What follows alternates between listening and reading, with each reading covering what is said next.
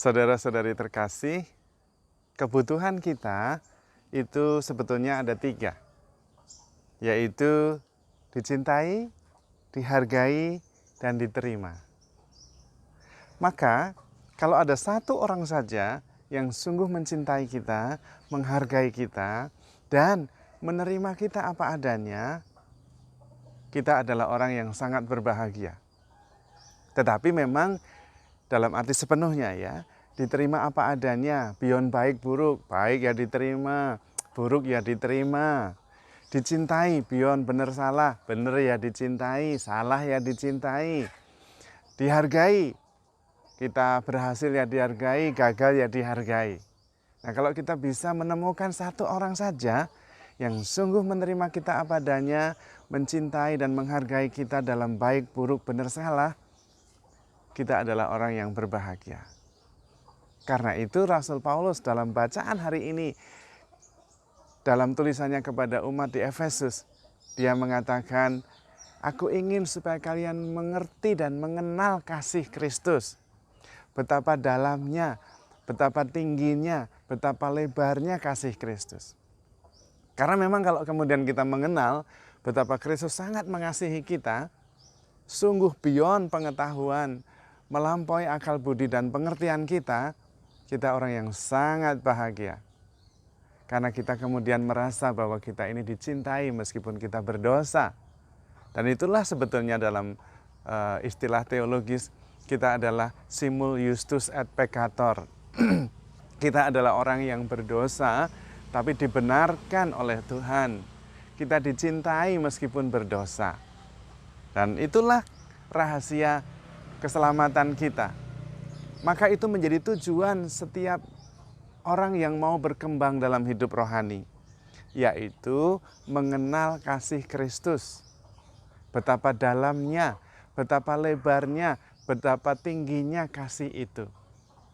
Karena Kristus adalah Allah yang bisa dan mampu melakukan segala yang kita butuhkan, segala yang kita perlukan, yang melampaui akal budi kita.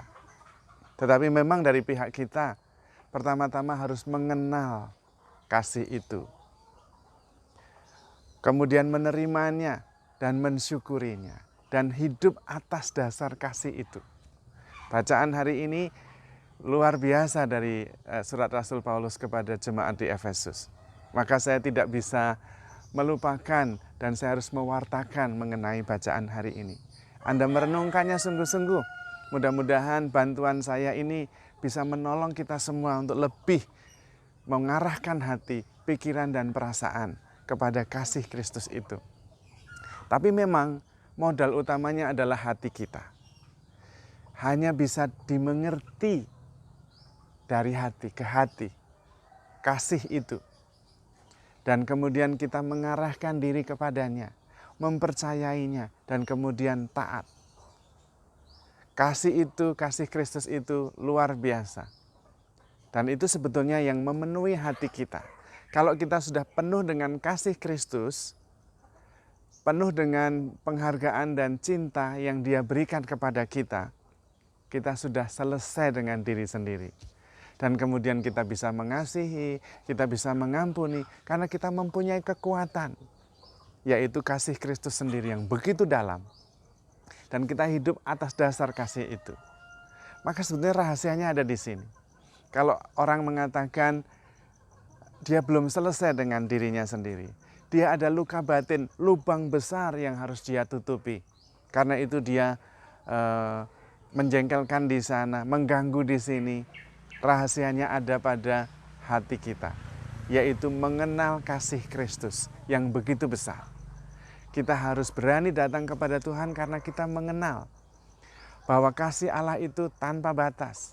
Kita dicintainya baik di dalam keadaan baik maupun berdosa. Kita diterima Dia dan dihargainya melampaui benar salah baik buruk. Dan kemudian kita merasa nyaman. Kita merasa selesai. Kita merasa tidak perlu apa-apa lagi. Nemo dat quod non habet. Sesudah itu kemudian kita bisa mengasihi, mengampuni, melayani, mengabdi. Karena kita sudah penuh.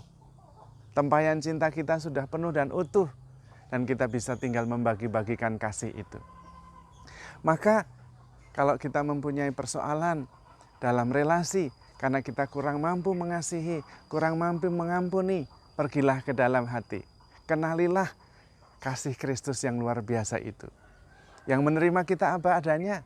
Yang mengampuni kita meskipun kita berdosa. 70 kali 7 kali, tak terbatas. Dengan kekuatan itu kemudian kita bisa mengampuni. Kita bisa mengasihi. Mengapa? Di antara kita seringkali kita diberi, dalam tanda kutip, orang-orang yang membuat hidup kita itu sulit.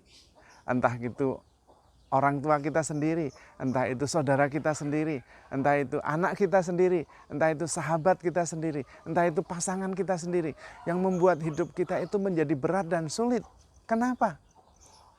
Supaya kita mengenal kasih Kristus yang tak terbatas, yang melampaui itu semua, supaya kita bisa menjadi pribadi-pribadi tangguh, karena hidup berdasarkan kasih Kristus, yang begitu dalam, begitu luas, tak terbatas.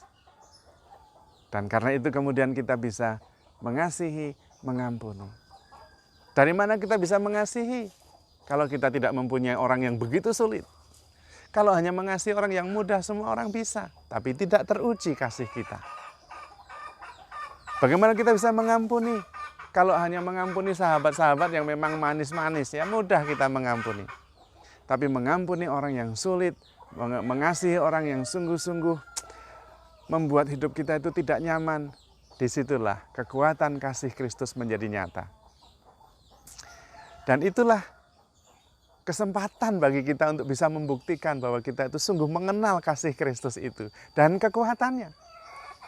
Maka arahkanlah kepada kasih Kristus.